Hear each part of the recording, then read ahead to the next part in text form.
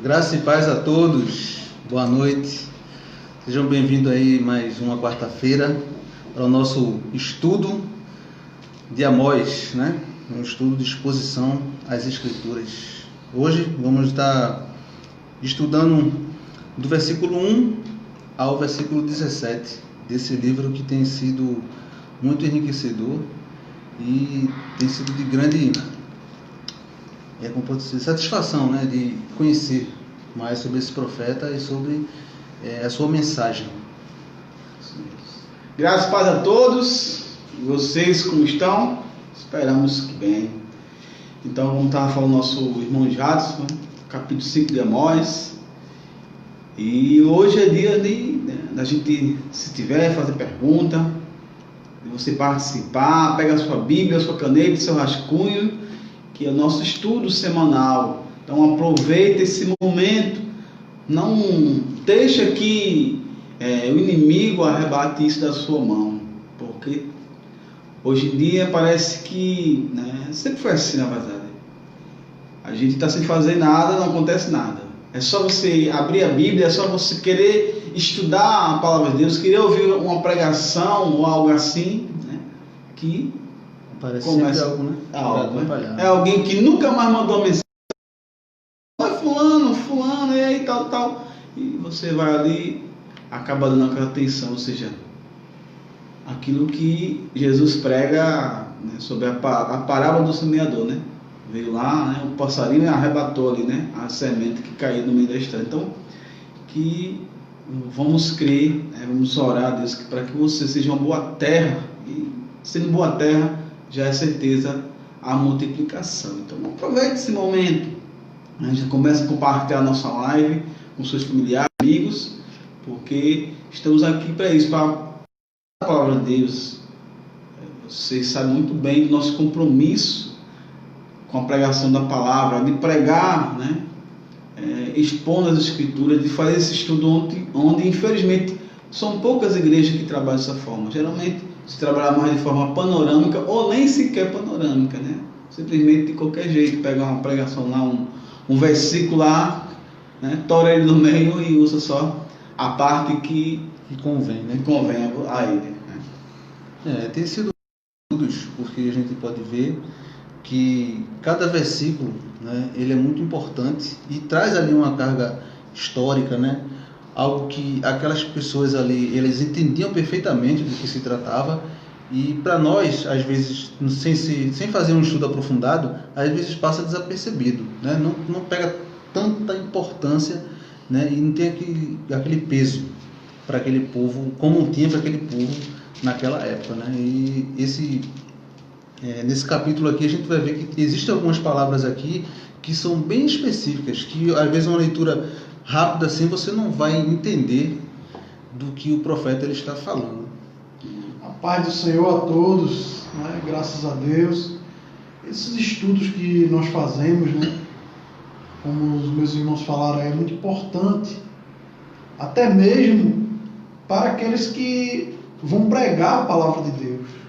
Porque você tem um estudo como esse, versículo por versículo, você de cada versículo, meu irmão, você tira uma mensagem, uma pregação ali, se aprofunda completamente no livro em que a gente está ali estudando, E aí você pode, no nosso canal, no Seminário Palavra da Verdade, canal do YouTube, você pode ir lá nas playlists e olhar as playlists relacionadas a livros. Então vamos ter lá o livro de Judas, vamos ter lá o livro de Joel, vamos ter Oséias, e agora Amós. Já estamos mais da metade do livro de Amós. Falta pouco para a gente concluir o livro de Amós. Isso é estudar a Bíblia sem ter pressa. Isso é estudar a Bíblia de forma coerente. Isso é estudar a Bíblia de forma cristológica. Isso é estudar a Bíblia de forma coesa, sensata, olhando realmente cada parte de cada livro. Então, Deus colocou no nosso coração essa empreitada dos profetas menores, e creio que vamos conseguir completar esses estudos aí para a honra e glória do nome do Senhor. É interessante o que o pastor falou sobre essa questão da leitura bíblica, né? De você estar lendo de forma realmente não só de quantitativamente, né? Não só número. Eu li a Bíblia em um ano. Eu vejo canais aí, né? Vamos se juntar nós, temos um projeto, né? Mas eu duvido, meus irmãos, duvido uma pessoa que lê a Bíblia em um ano ter base bíblica com alguém que segue todos esses nossos vídeos aqui de quarta-feira. Eu duvido. Não estou falando que é porque somos nós. Não é isso. Não nos interprete mal. Estou falando da forma que se é estudado, versículo por versículo, capítulo por capítulo. A gente vai ali e faz usar todas aquelas as técnicas que é ensinado no curso de teologia, né? Até nos cursos básicos também, usando a hermenêutica, a exegese, né?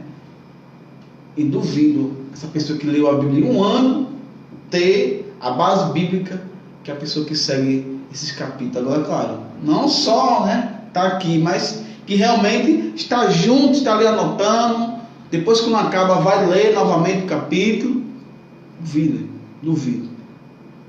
Muito importante esse ponto que o pastor falou também, que é a questão do sem pressa. Não tenha pressa da Bíblia. Não tenha pressa, meu. Por quê? Não é ler a Bíblia toda que vai te salvar, não. Não é ler CPHD na Bíblia que vai fazer com que você seja mais santo. Não é isso. É a prática. Então não tenha pressa. Leia, de forma com qualidade a Bíblia. Que a gente siga o que disse o salmista no Salmo 1, né?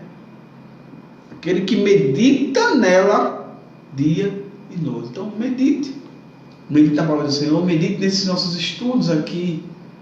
Então, se tiver alguma dúvida, você bota aí no comentário, compartilhe conosco a sua dúvida, o que você quer completar, que teremos o maior prazer de compartilhar com todos o que você pensa. Amém, né, irmão? Lembrando que a Bíblia é um livro de revelação, né? É um livro espiritual, a qual você não depende apenas de conteúdos históricos, não depende de entender línguas originais, né? Não, você depende exclusivamente do Espírito Santo, que é aquele que vai lhe trazer, a revelação suficiente nas Escrituras, né? Muita gente às vezes se torna biblicista, né? Sabe a Bíblia de trás para frente, mas você faz uma pergunta simples. Às vezes eu vi o irmão dizendo, olha, tem aquela passagem de Pedro e o irmão falou, olha, eu li a Bíblia aí só para confrontar os crentes. Aí o irmão falou, olha, você sabe que aquela pedra lá é Jesus. Aí eu vou parafusar da cabeça, como é que é? Eu não entendi. Porque não tinha revelação do Espírito Santo para entender, certas passagens. Não é só ler, Não é é só meditar. É meditar. Meditar é onde entra a questão também muito do Espírito Santo, da iluminação nos ouvidos. Amém, né? Então, vamos partir para o capítulo 5 do profeta Amós, né? Aqui, vamos orar, né? Tudo começa com oração. Amém. Então, é que eu lembrei, né? Não consigo essa não, faça essa oração. Amém. Olha, Deus Pai, obrigado por essa noite, obrigado por cada um que está assistindo junto conosco, continua abençoando, Senhor. E aqueles que querem assistir, Senhor, a nossa live, que querem chegar junto conosco, mas por algum motivo não conseguiram ainda chegar, Senhor, quebra essas barreiras para que eles possam estar aqui junto conosco, Senhor. Que o Senhor possa dominar, Senhor, a cabeça mais e mais do irmão Jás, que vai estar de falha apenas, meu Pai, o que Tu queres, assim como nós também nos ilumina, que vamos estar aqui ajudando eles. Oramos, Senhor, pelos que perderam os seus entes queridos, Senhor, por causa dessa pandemia. Que o você possa confortá-lo, que você possa realmente abraçar o Espírito Santo, porque não existem palavras que nesse momento possam confortá-los, a não ser as tuas. Oramos também pelo nosso Brasil, para que realmente possam ser tomadas decisões conforme vá beneficiar não só a uma classe, mas a todos, a um senso comum ao todo o povo. Obrigado por tudo, pela tua misericórdia, pelo teu amor, pela vinda do teu Filho Jesus. Amém. Amém, né? Porque às vezes bate nervosismo, realmente. E você está aqui, irmão, na frente, ministrando a palavra do Senhor, é uma honra. Eu só tenho a agradecer. E prosseguimos, né, no nosso estudo, no capítulo 5 de Amós, né? Ele vem falando sobre essa lamentação, né? E o versículo 1, ele vai falar, né? Ouça esta palavra, ó nação de Israel, este lamento acerca de vocês. Aqui ele já chama Israel para ouvir, né? Ouça esta palavra, né? No caso, fique atento, escute, né? Que às vezes quando aparece a palavra ouça, né, na Bíblia, né, a gente vê que há um certo peso, né? Há um certo peso de que não é simplesmente só ouvir, é ouvir e dar ouvidos, né? E dar ouvidos, né? Com atenção, né? E chamando a prática, né? Aí Amós continua: caída para nunca mais se levantar está a virgem de Israel, abandonada em sua própria terra, não há quem a levante, né? Aí o versículo 13 diz: assim diz o soberano Senhor. Nesse versículo 2 ele fala sobre a virgem de Israel. Aquele uma adolescente, que a virgindade aqui, no caso que ele está falando, é de uma nação que ela não foi invadida, né? Ele trata Israel como essa uma nação que não foi dominada até então, né? Ela não tinha perdido nada.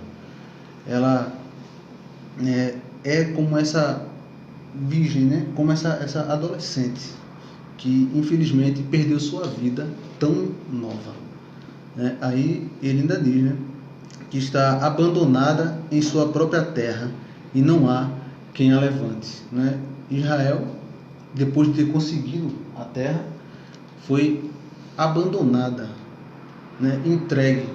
O Senhor mais na frente ele vai dizer que entregou Israel, né, ao exílio, entregou aos inimigos, né, à Assíria, né, devido ao seu pecado. Está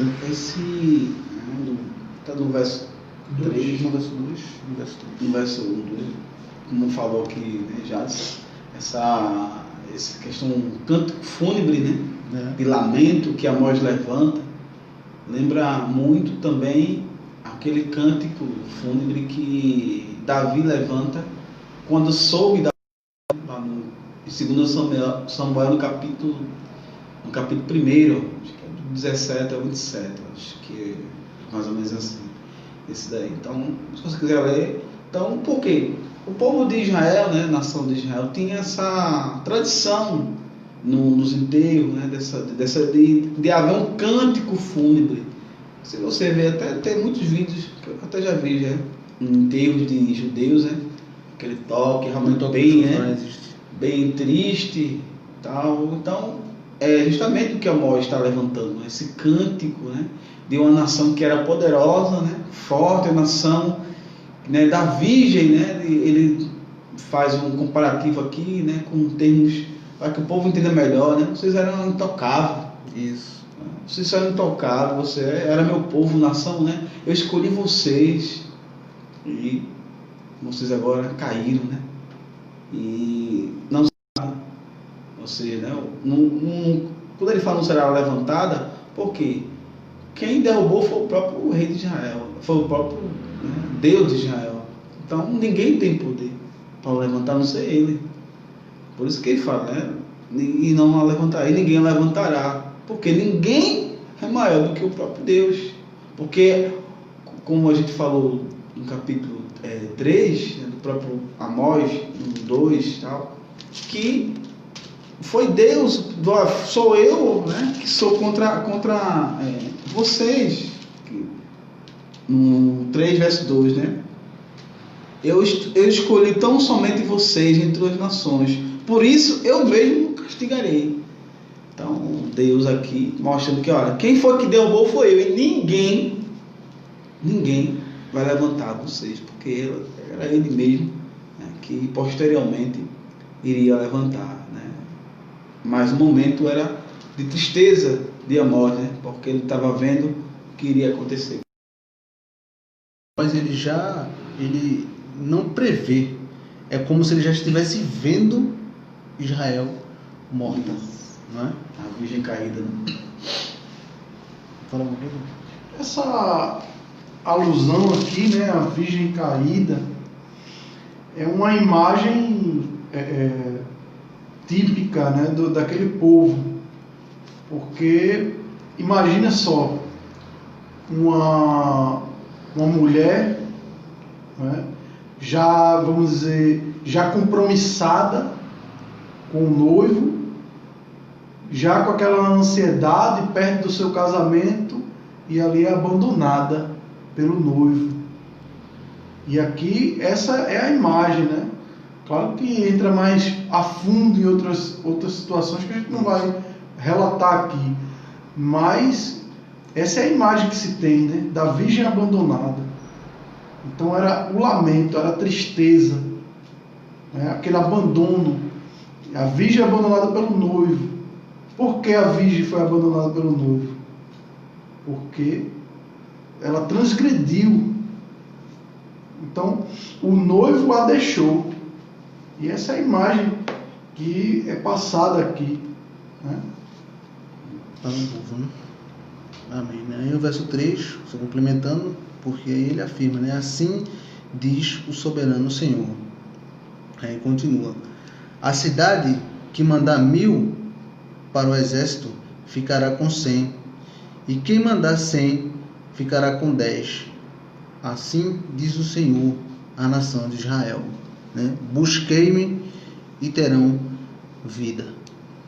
Aqui o profeta faz a alusão do exército, né, de Israel, que só vai ficar 1/3, né? Aquele exército que o Israel mandaria, né, para a batalha seria dizimado, né? Em Oséias, no caso 10%, 10%. Né? Vai sobrar 10% do exército, né? Isso, em Oséias ele fala bem também, né, sobre essa questão de dizimar, né, a cidade. E aqui ele está dizendo que, como o pastor João falou, que ia ficar só 10% das pessoas e do exército. Amém? Porque antigamente, né, quando se tinha as guerras, aí se fazia o chamado, a convocação para a guerra, e vinham os clãs, né, as tribos vinham para se reunir ali. E o que o profeta está falando, né, completando o que vocês falaram, é que em vez de vir só 1000, vai vir só 100. Em vez de vir daquele clã que vinha 1000, vem só 100. Do clã que venha 100, vem só 10. E esses 10 porque o Senhor conservou, né? Porque Deus assim conservou, porque retornando da guerra. Porque o Senhor assim conservou, porque se eu conservasse, ia morrer todo mundo, ia dizimar tudo, né? Mas Deus sempre misericordioso. É como eu sempre falo, eu não entendo porque ele se prega que existe 2 deuses, né? O Deus do Antigo Testamento, que é o Deus mau, né? Isso já veio uma ideia lá de Marcião, lá de trás, né? Na época dos pais da igreja, que levantou essa questão que o Deus do Antigo Testamento não era o mesmo Deus do Novo, né? Do Jesus Cristo era um Deus diferente, que era um Deus mau, né? Não é de hoje essa história, a gente vê aqui como se a gente tivesse uma Bíblia com 2 deuses. Isso, é que ele coloca, né? É uma história muito... Eu estou citando aqui Marcial porque veio essa ideia, né? Ele foi um que bebeu, né? Dessa ideia daí lá atrás, né? O interessante é que quando os livros, né, que a gente vai estar estudando, livros proféticos, né, a gente estudou Osés e Joel, você vê que há um chamado à misericórdia. Sempre. Sempre. E a gente não vê, né, de fato, Deus destruindo por um bel prazer. Não é um Deus sádico, como outras pessoas aí muitas vezes até pregam. É um Deus que preza pela santidade e misericórdia, né? E aqui no finalzinho do versículo 4 ele diz: buscai-me e terão vida, né? Ele afirma, né? Aqui, lógico, no contexto imediato aqui, ele vai dizendo que essas pessoas teriam misericórdia se buscassem o Senhor, né? Só que ele também dá umas condições. No versículo 5 ele vai falando: não me busquei em Betel, não vão a Gilgal, né? Pois, né? E não façam peregrinações a Bersabá, pois Gilgal certamente irá para o exílio e Betel será reduzida a nada, né? Aqui o profeta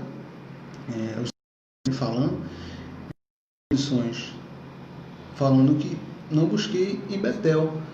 Esses 3 templos que foram erguidos, né, por Jeroboão, eles representavam ali para o povo de Israel certas passagens, né, tinha monumentos históricos ali. Eram passagens a qual o povo de Israel sabia, né, tem lugares bem específicos, a qual Jeroboão, quando na divisão ali dos reinos, ele fez o quê? Pegou esses três monumentos e ergueu esses 3 templos. Os 3 símbolos, né? Eram símbolos exatamente da época do grande patriarca, né? Do povo hebreu, que é Abraão. Então, se você vir lá do capítulo 12, né, até eu acho que 25 e pouco, quando Abraão morre, você vê que na peregrinação de Abraão, essas cidades são citadas: Betel, né, Gilgal, que no caso com Josué, e a Berseba também, Betel e Gilgal. Não é sempre cidades. Então, como disse Jadson, Jeroboão era o filho de Salomão, foi do outro lado que ficou, né? O Jeroboão, ele se aproveitou desses símbolos para ali estabelecer, né, o templo, construir o templo, como a gente falou no primeiro capítulo de Osés, construir o templo para que o povo do Reino do Norte não fosse para o Reino do Sul adorar no templo de Jerusalém. Então ele se aproveitou dessas cidades símbolos do seu patriarca Abraão para estipular ali o que? A apostasia, né, o adultério a Deus. E o resultado estava aqui, né?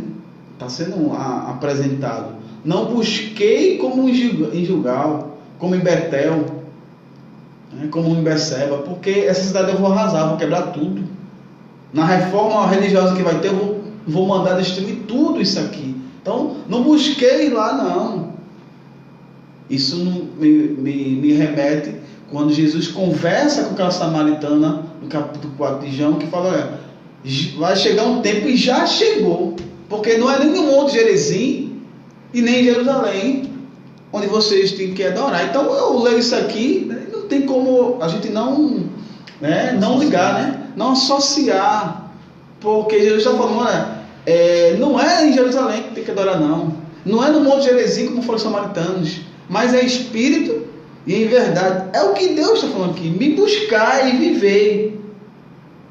Por isso que ele falou: me buscar e viver, mas não busque como era em Gilgal, que vocês diziam que me buscavam, mas vocês me usavam, eu não usava vocês.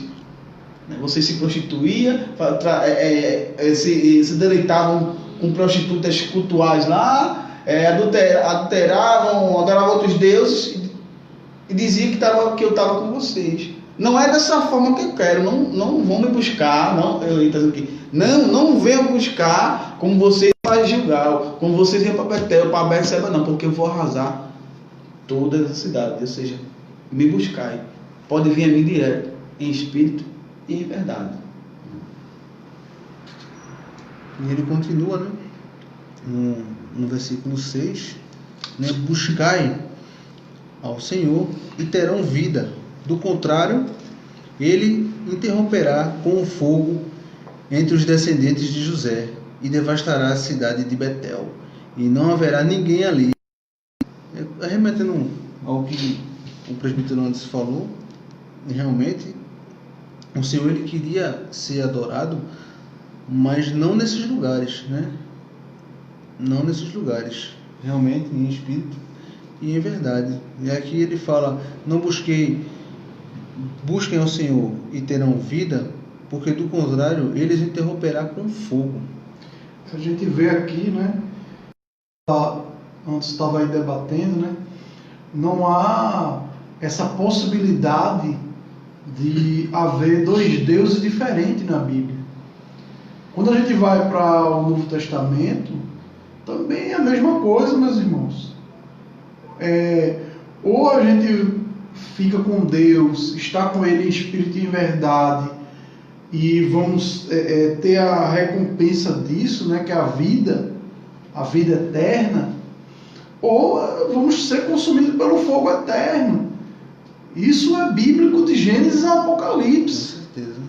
Então, você observa aqui, claro que no contexto aqui, o profeta está falando de um fogo visível, né, através dos inimigos que iam invadir ali, né, da Síria, que iria invadir aquele lugar. Mas, cristologicamente e escatologicamente falando, nós vamos fazer um traçado onde o fogo, hoje, para nós, se remete a isso, a inferno.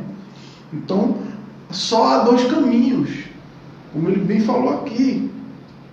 Então, há tempo, estamos no tempo em que a gente deve adorar o Senhor em espírito e em verdade, não como Israel aqui estava adorando.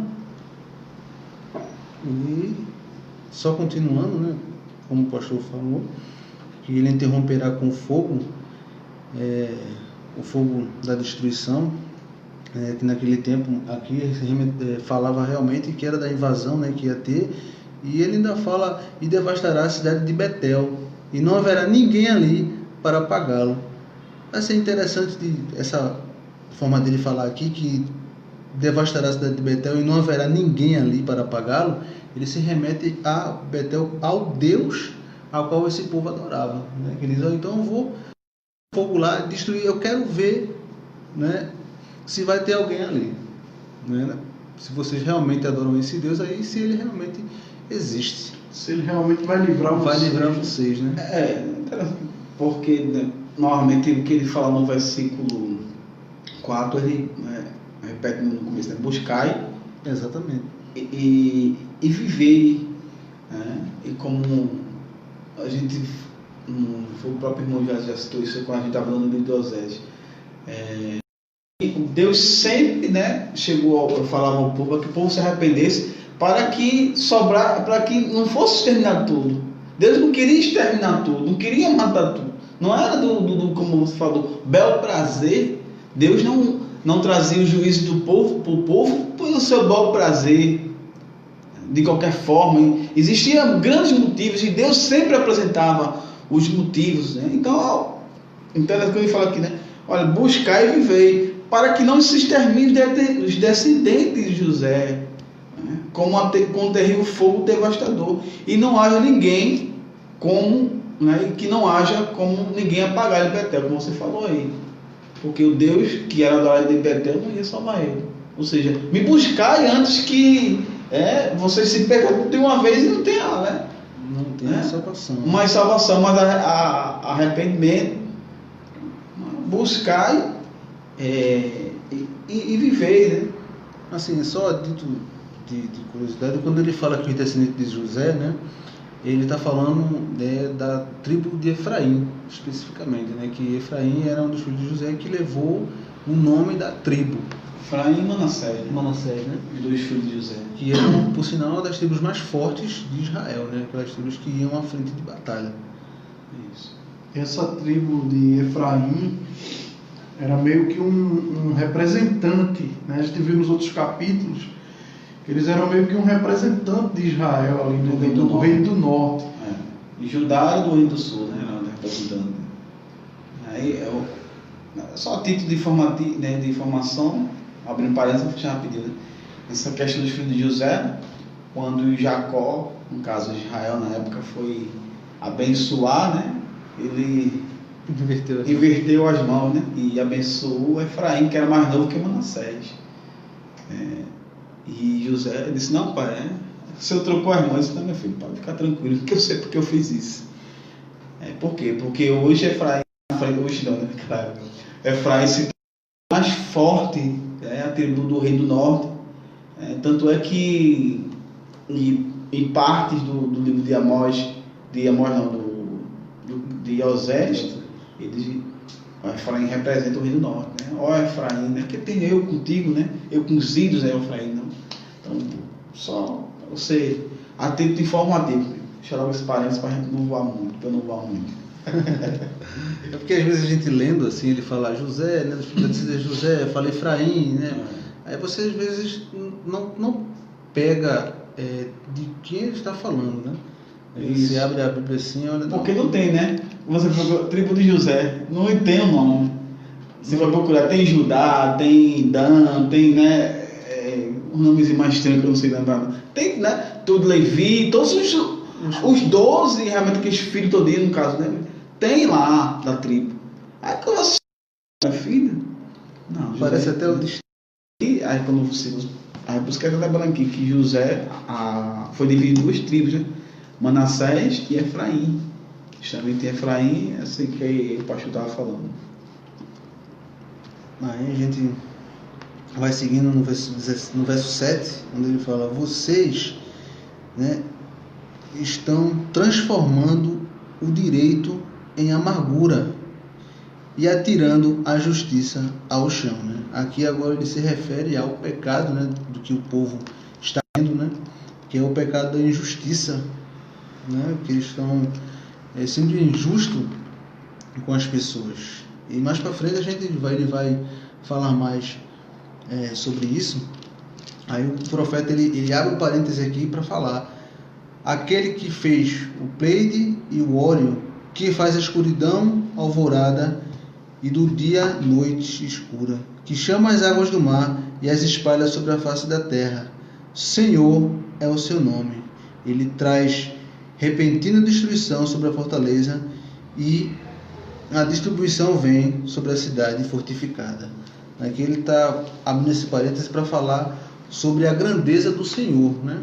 O versículo 7 ele fala: vocês estão transformando o direito de amargura e tirando a justiça ao chão. Aí ele diz que, né, aquele que fez a pirâmide do Órion, né, ele dá toda a grandeza do Senhor, e arremetendo o Senhor, que é o Criador do universo, né, quando ele fala das Pleiades e do Órion, né, das estrelas, né, o Senhor do dia, da noite, né, e fala também arremetendo as águas do mar que as espalham sobre a face da terra, né? Ele faz a alusão ao dilúvio aqui, dando que o Senhor, ele é que é o dono de toda a criação, ele que destrói, né, sobre as fortalezas, né, e distribui vem sobre as cidades fortificadas. No caso, não há quem o detém. Aí ele voltando ao texto, né, vocês odeiam aquele que defende a justiça no tribunal e detestam aqueles que falam a verdade, né? O povo aqui, eles estão praticamente são injustos, né? Eles não estão realmente nem aí para o povo, né? Ele continua, ele fala: vocês oprimem o pobre e forçam a dar-lhes o trigo. Por isso, embora vocês tenham construído mansões de pedra, nelas não morarão. Embora tenham plantado vinhas verdejantes, não beberão do seu vinho. Aqui, acho que o presbítero ele pode me ajudar. Tem uma alusão, eu não estou lembrado agora, em Levítico, que fala, né, sobre essa questão do vinho e dessas moradas, né? Porque o povo tem uma lei específica, eu tenho esquecido da referência, que ele fala que ao pobre você não pode ficar um tempo com ele em escravidão. Né? 7 anos, né? 7 anos, né? 7 anos interessante, né? Que Deus, a gente vê aqui na parte do 7, continua o que você estava falando, que Deus apresenta, né? Fala, né? Novamente começa a falar o que ele estava fazendo, a justiça, o direito. Isso liga com o que foi pregado, foi estudado no capítulo 2, né? O pastor John trouxe em relação ao que eles estavam fazendo, né? Sendo injusto, tirando o direito do pobre, direito que era algo tão sagrado para o povo de Israel, que onde Moisés fez, né? Deus deu leis a Moisés tão severas, para que o direito fosse respeitado, entrando nessa questão do servo, né? Do escravo, que só podia passar 7 anos, depois de 7 anos eles tinham que ser libertos, acredito que é mais ou menos isso. Então, esse direito estava sendo deturpado, estava sendo transformado em injustiça e o pior, em amargura. Então, quando um camarada ia para lá para pensar em pedir o direito que era dele, ficava lá o quê? Né? Amargurado, triste. Poxa, eu vim aqui com o meu direito, achando, poxa, aqui está aqui, está na palavra. Está na lei, né? Está na lei. Mas, então, saí de lá, o cara saiu triste, amargurado, né? Então, tinha a questão dos 7 anos, quanto a questão do jubileu também, né? Do ano do jubileu, e a questão também quando o escravo ele completava ali as dívidas, né? A gente sabe que a escravidão em Israel era questão muitas vezes de dívida.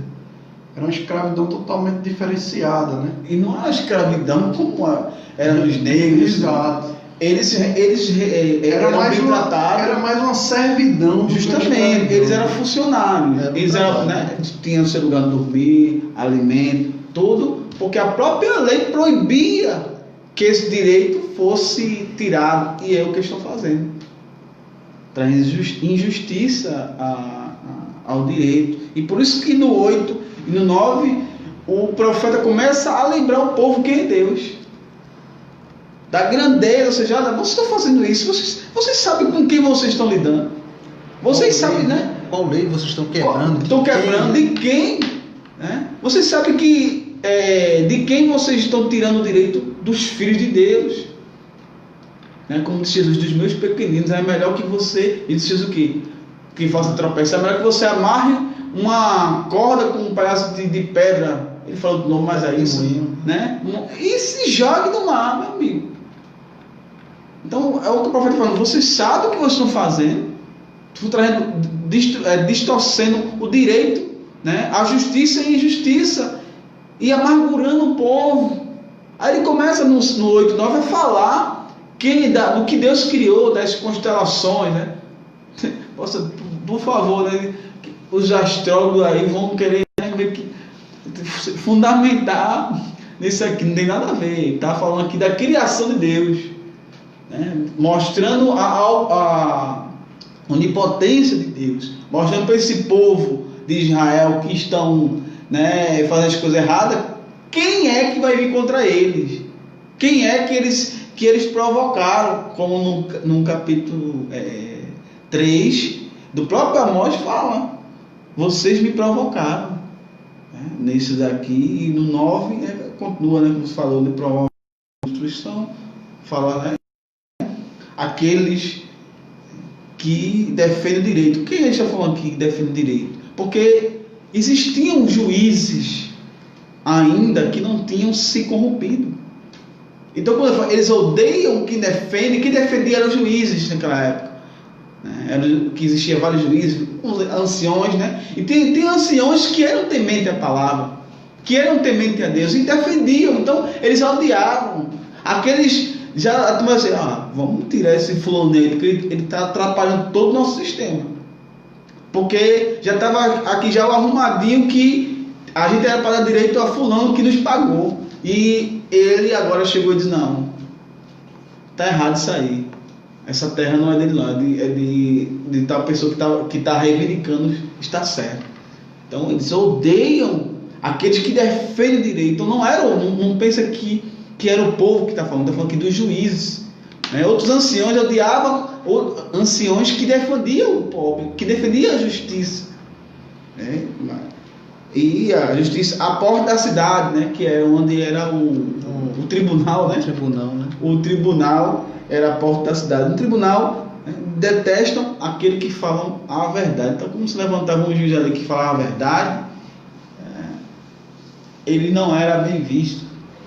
Geralmente, quando a pessoa está obcecada pelo pecado, está vivendo uma vida de pecado, está obstinada, né, como a gente leu no capítulo passado, que aquele povo, apesar de tudo aquilo que estava acontecendo, o povo continuava obstinado ali, né, pelo pecado.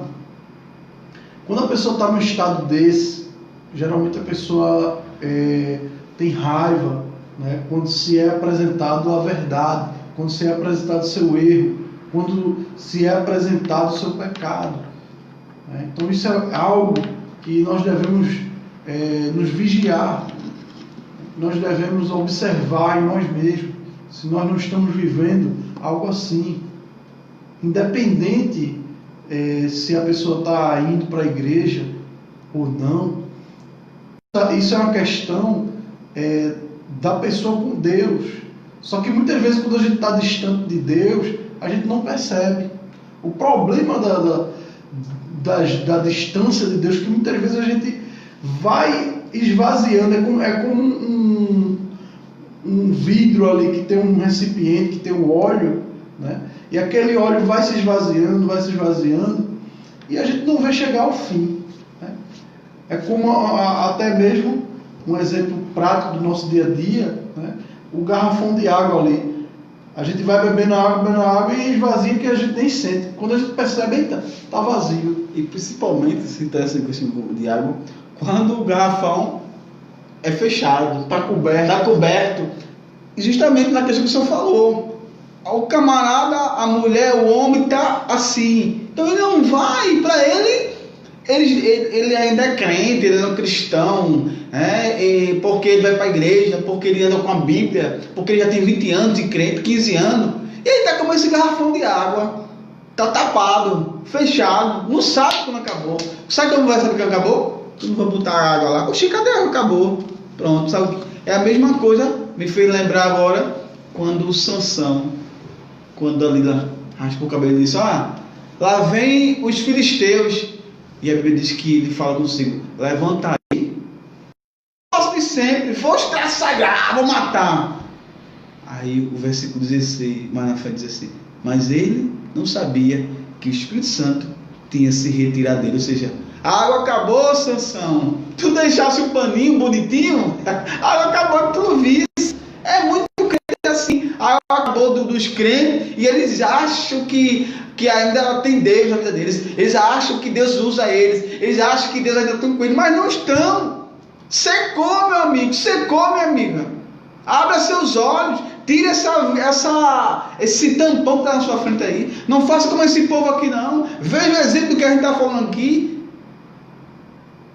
não se torne esse povo aqui não, que achava que estava com Deus, que achavam que estava lado a lado porque era uma nação eleita. Não, meu pai foi crente, minha mãe foi crente, meu pai foi pastor, então eu sou. Não, amigo. O pecado do pai é do pai, do filho é do filho. Aquela alma que pecar, essa morrerá. Fala o profeta Ezequiel no capítulo, acho que é 28. Então, se ligue, meu amigo, minha amiga. Se ligue, crente. Vigia. Para que teu garrafão não esteja encoberto e acabou a água e você está se achando que está com 20 litros cheio ainda. Desculpa aí o pastor atrapalha. Nada, mas a alusão foi boa porque é o que a gente vê mais na frente sobre a questão das virgens, né? A do azeite, né? Que é a referência realmente é do Espírito Santo. Onde falta, né? Onde falta isso. E ela só percebe no último instante, quando o noivo já está vindo. Olha, o noivo está vindo. Eita, faltou o óleo. Na hora de acender a água. Na hora de acender. Que ela lembrou. Mas quando na hora de beber água, ele percebeu que tinha acabado. Que tinha acabado. Amém. Infelizmente, tem muito crente assim, né? Vazio, sem Deus, sem azeite, mas achando que está cheio. Só faz zoar, né? Zoar. O sino quetine, né? E vai chegar a um ponto que o noivo vai tocar a trombeta, né? O noivo está vindo, mas muitos, né, vão ficar, né? E continuando, né, ele fala, né, que por isso, embora vocês tenham construído mansões de pedra, nelas não morarão, e embora tenham plantado vinhas verdejantes, não vinho, né? Aqui ele está falando que o porquê, né, que eles não vão aproveitar dessa riqueza, né, desse dinheiro, vamos falar desse dinheiro ilícito que eles ganhavam. No caso, essa prosperidade toda, eles não vão aproveitar, porque o Senhor ele vai mandar aquilo que ele prometeu, né? A destruição sobre o povo. Aqui é uma demonstração do que muita gente passa, né? Muitas vezes é como Jesus disse: olha, não ajuntais tesouro na terra, onde a traça rói, onde o ladrão rouba, né? Porque é onde muita gente se engana. Tá aí juntando, porque eu tenho que ganhar, porque eu tenho que lucrar, porque eu tenho que ter. E vai chegar um ponto, meu irmão, que essa pessoa vai perder a vida tentando ganhar. Tentou ganhar tanto a vida e vai acabar perdendo. Porque a coisa principal a pessoa deixou de lado, que foi o Senhor, né? Sempre deixa o Senhor de lado. Ler a Bíblia, agora não. Orar, agora não. Ir para a igreja, agora não. Depois eu vou. Sempre deixa o Senhor de lado. E se preocupa em muitas coisas, menos com as coisas do Senhor. Isso aqui é interessante, né? O verso 11, que ele fala que por causa disso vocês vão ver suas casas construídas, belas casas, mas não vão aproveitar. Vão ver as suas vias abarrotadas de hoje, mas não vão provar. A gente lembra o que está escrito no profeta Ageu: vão comer e não vão se saciar, vão se vestir e não vão, mas vão colocar no bolso furado. São essas pessoas que acham que se acham, mas Deus está bastante distante, bastante longe. Então cuidado, meu amigo, cuidado, meu amigo.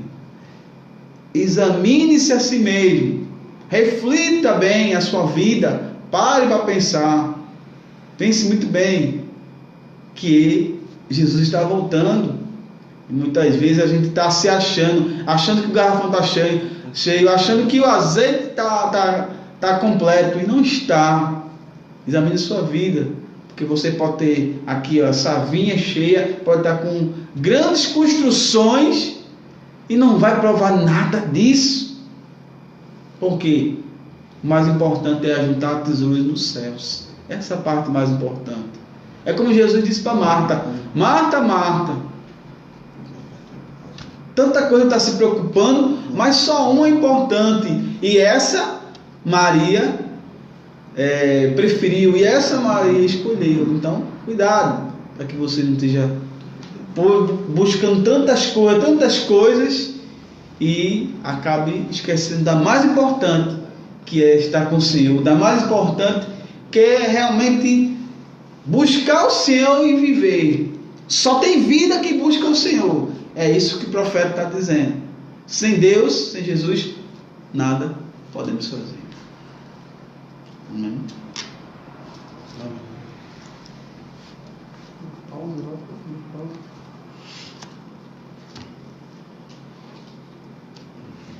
Amém. E no verso 12,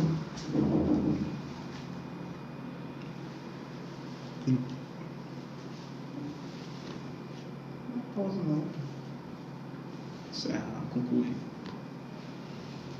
Continuando no verso 12, né? Pois eu sei quantas são as suas transgressões e quão grandes são os seus pecados.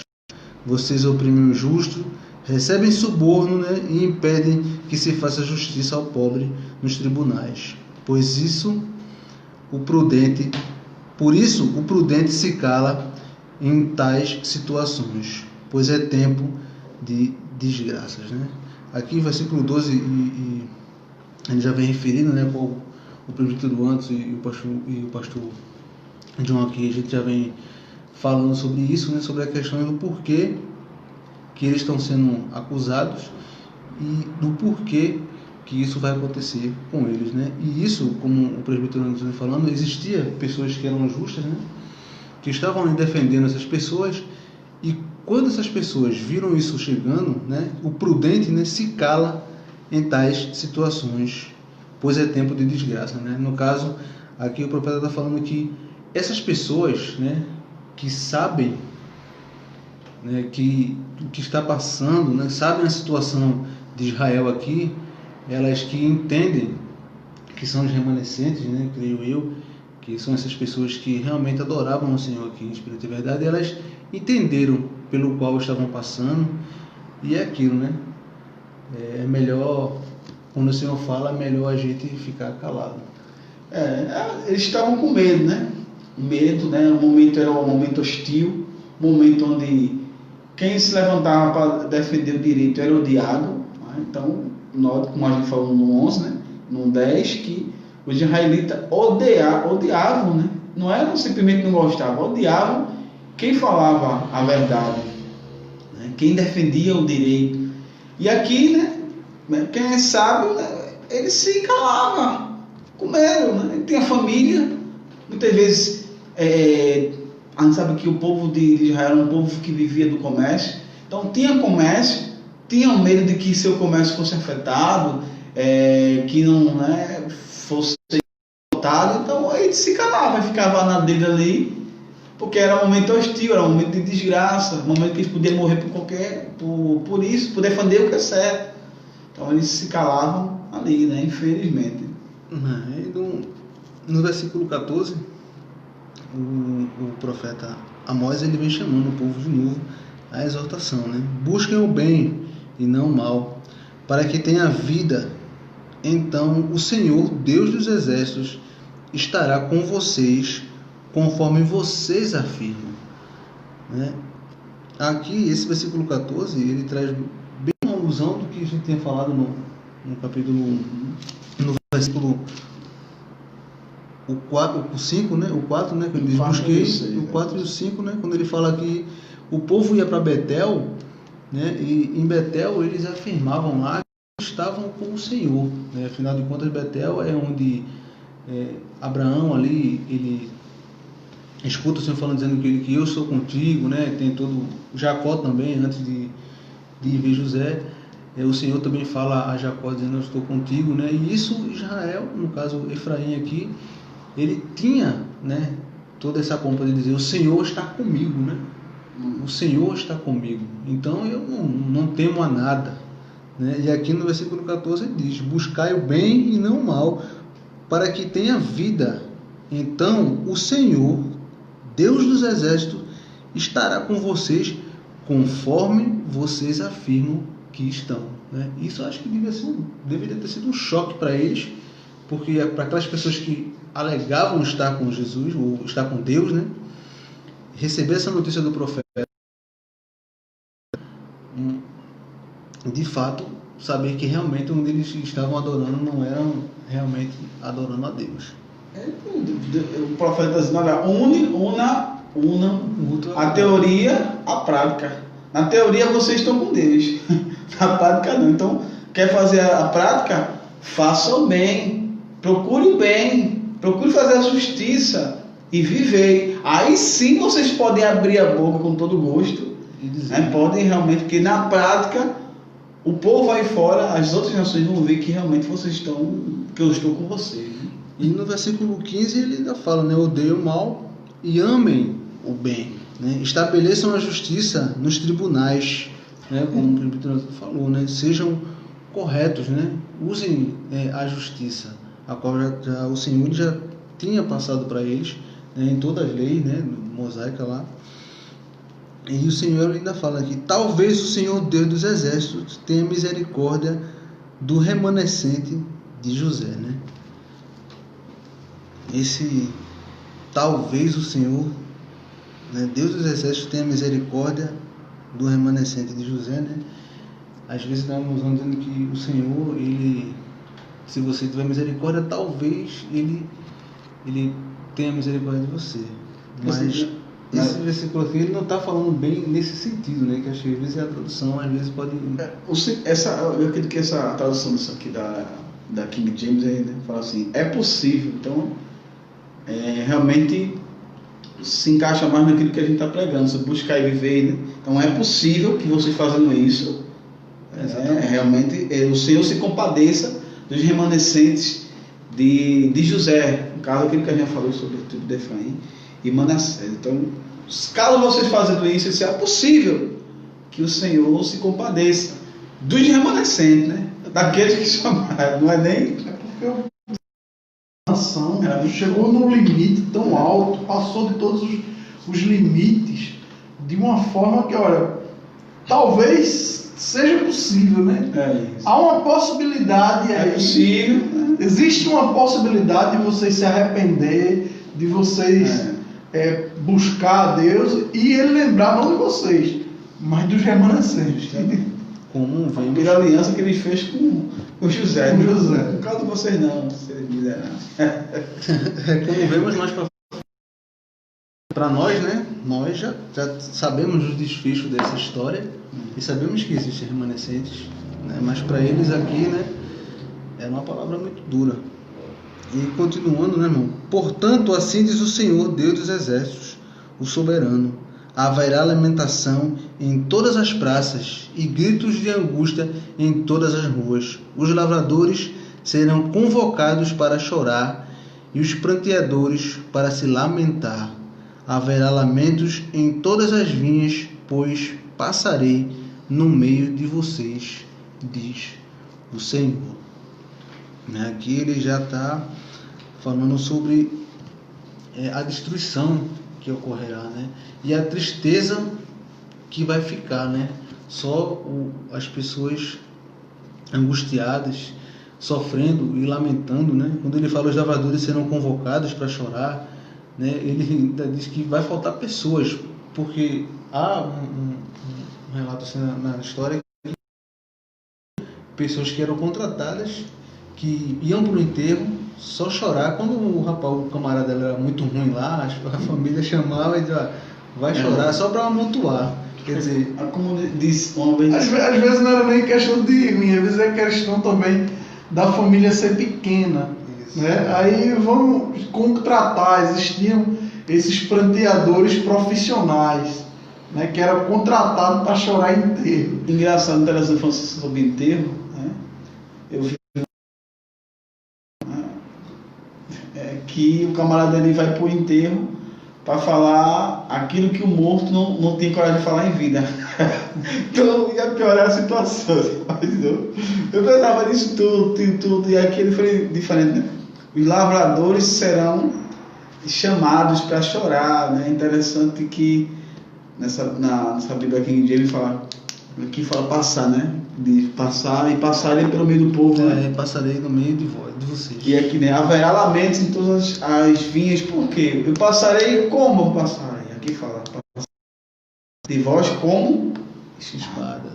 Não de qualquer forma, né? Porque fica meio faltando. Eu passarei por meio, como assim? Então, passarei no meio de vocês, aquele não indica que vai passar, né? De que forma, né? De que forma, né? Então, mas aqui já fala com espada, ou seja, o próprio 16 já explica o 17, né? Haverá pranto, haverá choro, não vai ter nem gente para chorar, os lavradores vão ser chamados. Gente que não conhecia nem o morto vai ser chamado para chorar, para estar lá. Porque o negócio vai ser complicado. Por fim, irmãos, a gente vai dividir nesse capítulo de Amós, como a gente falou no começo, nesses dois tópicos, né? Aí semana que vem a gente vai continuar do 18, concluindo com 27, se Deus assim permitir. E a gente queria deixar aqui algumas reflexões, né, para nós, né? Apesar que nós vimos falando bastante, né, sobre nos versículos e trazendo as aplicações assim para os nossos dias. Acho que o pastor John já tem falado também acerca do texto, o presbítero Anderson também, e eu queria salientar só o versículo 5, né, que ele fala: buscai-me e terão vida, né? enfatizando nesse versículo, eu queria meditar para a gente ver como estamos buscando ao Senhor, né? Porque o povo de Israel aqui, ele vinha buscar a Deus de todo jeito, né? E em todo lugar. Como vemos hoje, né? A gente, como o presbítero até citou, que os verdadeiros adoradores, né, adoram o Espírito e em verdade. Nossa mulher samaritana, ela pergunta, né, a Jesus. E existem igrejas também que adotam uma certa linha, que usam onde há o Espírito, a liberdade. E sabemos que não é bem assim, né? Tirando totalmente o texto do seu contexto lá e usando para fins, acho que até lucrativos mesmo, ou até usando até de mau caráter, ou às vezes até usando até de ignorância. Mas infelizmente essa é a verdade, né? É a falta de conhecimento que nos levam a, às vezes, buscar o Senhor de todo jeito. Por isso é tão importante essa leitura que nós fazemos toda quarta-feira aqui, que é de entender a palavra de Deus, para que nós possamos não possamos buscá-lo de todo jeito, não possamos buscá-lo em Betel, né? Que às vezes a gente pode estar achando que está adorando a Deus, mas não é da forma que ele realmente ele exige, né? Falar. Está corretíssimo, né? Temos que buscar a Deus da forma que Ele quer ser buscado. Deus, ele é Deus, é soberano. Ele tem as suas exigências. Muitas vezes a gente quer adorar a Deus de qualquer maneira. Muitas vezes a gente acha que qualquer louvor, que qualquer palavra, que qualquer adoração é válida. E não é. O culto, ele tem que ser da forma como Deus quer. Mas o mais importante é frisar aquilo que o versículo está trazendo, né? Que é buscar o Senhor e ter vida. Então é como Jesus chegou naquela mulher samaritana e disse: olha, se tu soubesse quem te pede água, tu lhe pedirias, e ele te daria uma água que tu não voltaria a ter sede. Essa água que você está bebendo aí, você vai voltar a ter sede. Essa água da prostituição, do vício, essa água onde você bebe do seu ego, do dinheiro, de muitas coisas, você volta sempre a ter sede. Mas a água que Cristo pode te dar, você não voltará a ter sede, ela sacia a tua sede. Então, é isso, meus irmãos, que o Senhor, né, que possamos pedir ao Senhor para que Ele venha nos guiar todo dia, né, nos trazer a sua palavra para mais perto da sua palavra, né, para iluminar o nosso entendimento, para que possamos adorá-lo do jeito que Ele quer, né? E às vezes uma boa intenção, como esse povo aqui estava de boa intenção, mas às vezes essa boa intenção nos leva a nos afastar da direção a que o Senhor ele nos quer colocar, né? Que possamos meditar, né, nessa palavra, no que o profeta Amós aqui ele vem trazendo essa lamentação desse povo, para que possamos entender. E semana que vem estaremos concluindo o capítulo 5 do profeta Amós, né? Vou pedir ao pastor João para ele fazer essa oração e nos despedir com a bênção apostólica, né? E só lembrando que o nosso curso do LEP, pastor João, já está com inscrições abertas, né, para a terceira turma aí do LEP, né, porque estamos concluindo aí a segunda turma e as inscrições já estão abertas para a terceira. Se você quiser escrever, manda aí nos comentários aí que a gente vai mandar o link para você, né? Então, projeto LEP, leia, entenda e propague o Evangelho. Amém? Lembrando que nesses próximos meses aí vamos ter uma surpresa no canal, né? Mas acredito que um curso que vai ajudar você, né, ajudar quem quer aprender mais da palavra de Deus, né, quem quer se aprofundar mais um pouco depois desse curso LEP, né, esse novo curso, essas novas etapas aí, vai estar abrangendo mais um pouco o conhecimento, né, e despertando o interesse.